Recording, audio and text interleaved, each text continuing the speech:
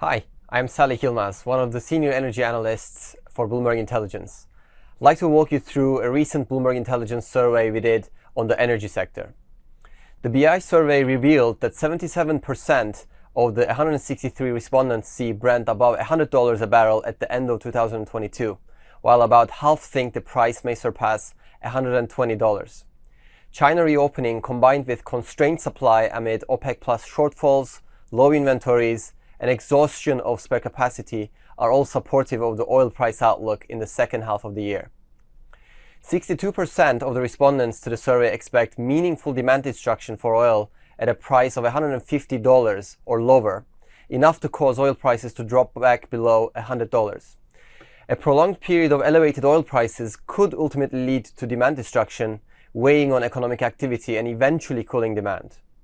Exhaustion of OPEC plus spare capacity and lack of other supply growth options following years of underinvestment suggest that a pullback in demand may be the last remaining balancing factor for the oil market this year, though this would not be a good long-term solution.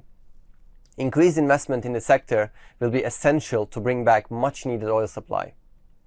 China's zero COVID-19 policy and a prolonged period of lockdowns in the country has held oil demand growth back this year, and 73% of respondents to our recent survey think global demand will be below 100 million barrels a day on average this year.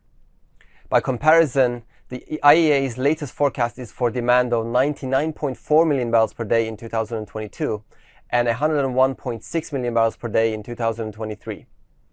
More than 80% of the respondents see oil demand peaking by 2035, representing an outward shift compared with the results of BI's poll back in November 2021, when about 70% saw oil demand peak by 2035. The resurgence, following lows touched in the second quarter of 2020, may be driving more bullish expectations for near-term growth.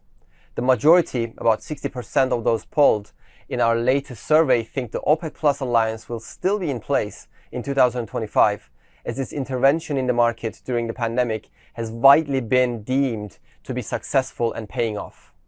The addition of Russia and other oil-producing members to OPEC has created a larger group, enabling more oil output to be monitored and managed. There is uncertainty among respondents to our survey about whether OPEC Plus will have to keep some level of quotas forever, as 48% anticipate it will be forced to maintain active supply management in response to sluggish demand. 42% think they will remain from time to time. Only 10% believe OPEC Plus will be able to fully ease output cuts, enabling member nations to produce at or near capacity. The world will need OPEC countries to produce more than 30 million barrels of oil a day in 2030, according to 69% of the respondents to our survey.